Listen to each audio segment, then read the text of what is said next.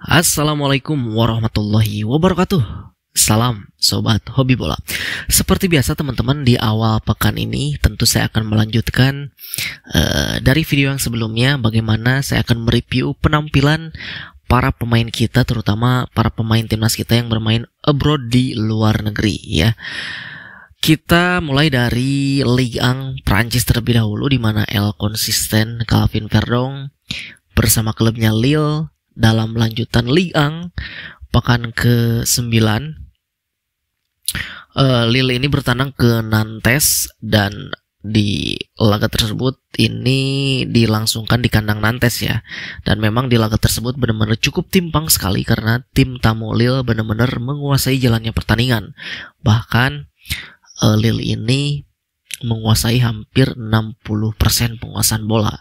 Sementara tim tuan rumah Nantes ini benar-benar tidak bisa keluar dari tekanan, sehingga di akhir pertandingan Lille keluar sebagai pemenang dengan skor 2-0, dan tambahan 3 poin ini tentu membuat Lille saat ini berada di peringkat ke-6 klasmen sementara Ligue 1.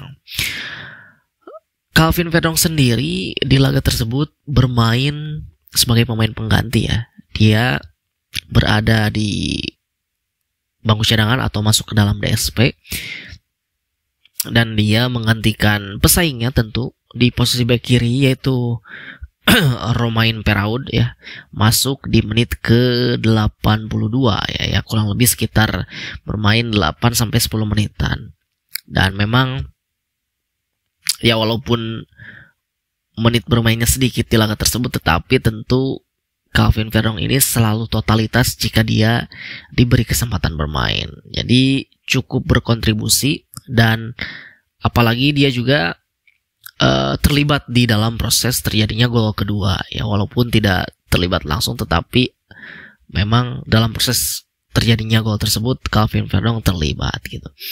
Nah, tentu memang pelatih dari Lille ini mencadangkan Calvin Verdong cukup dipahami ya, mengingat si pesaingnya Romain Perraud ini tentu saat ini sudah kembali pulih.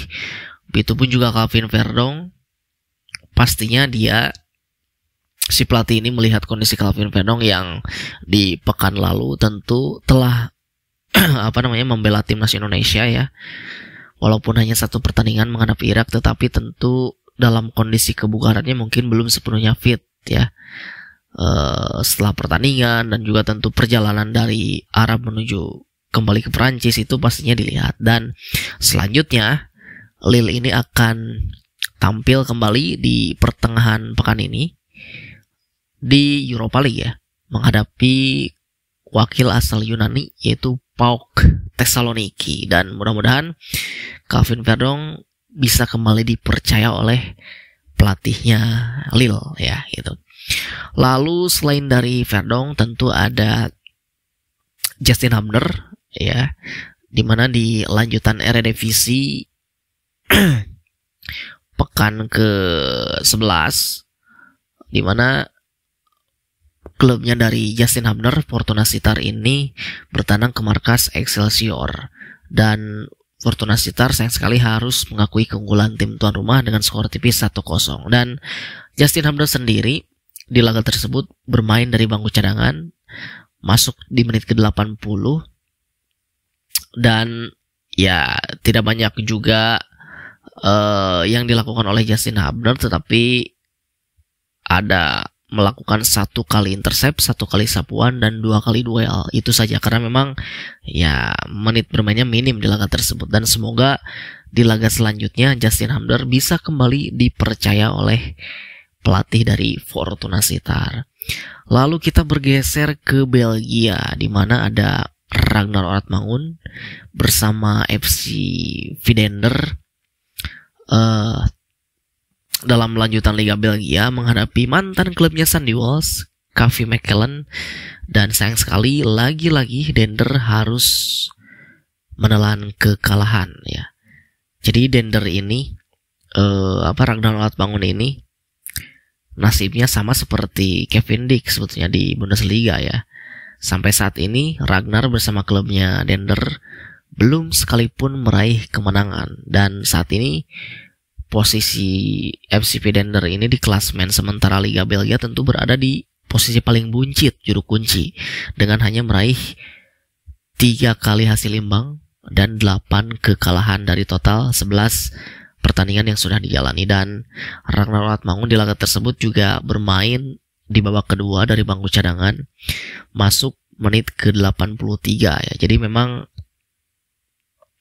tentu setelah Ragnar Rathmangun ini menderita cedera virus itu ya, tentu benar-benar performa dari Ragnar ini sangat menurun gitu ya. Biasanya dia selalu dipasang sebagai starter ataupun masuk di awal babak kedua ataupun juga bermain full selama 90 menit. Jadi pasca cedera tersebut tentu performa dari Ragnar ini sangat-sangat terasa menurunnya ya. Dan ya akhir-akhir ini tentu dia dimainkan di minimal 15 menit sampai 10 menit terakhir menjelang pertandingan selesai gitu. Dan ya itu juga sangat sulit bagi Ragnar gitu.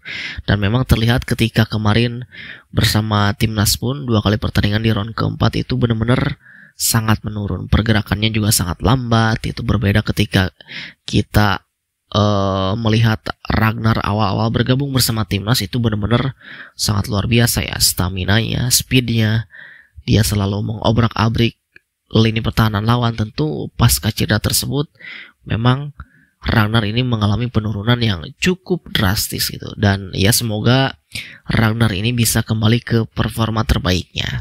Dan selain itu juga tentu di malam nanti dini hari ada juga beberapa pertandingan di mana ada beberapa punggawa timnas kita yang bermain. Ada Nathan Chuaon bersama klubnya Willem Twee dalam lanjutan Eerste Divisie akan menghadapi Jong AZ Alkmaar ya. Walaupun di laga hari Jumat kemarin Nathan ini sempat tidak masuk DSP ya, sempat menghilang dari peredaran, mungkin karena memang kondisi kebugaran setelah bergabung bersama timnas di round keempat kemarin. Mudah-mudahan di pertandingan nanti malam Nathan ini benar-benar bisa kembali ke skuad utama atau setidaknya masuk ke dalam DSP. Lalu juga dari Serie A nanti malam dini hari ada Cremonese menghadapi Juventus, dan kita akan menantikan bagaimana Emil Laudero apakah sudah benar-benar pulih atau memang masih butuh waktu untuk pemulihan. Walaupun kabarnya juga dengan cedera ringannya saat itu dia derita sebelum round 4 itu hanya butuh 1-2 minggu, dan sekarang sudah hampir 2 minggu lebih ya. Kita nantikan bagaimana para pemain kita yang bermain abroad ini benar-benar bisa mendapatkan menit bermain dan juga bisa memberikan penampilan terbaiknya bersama klubnya ya. Itu saja dari saya, terima kasih. Sampai jumpa lagi di video selanjutnya.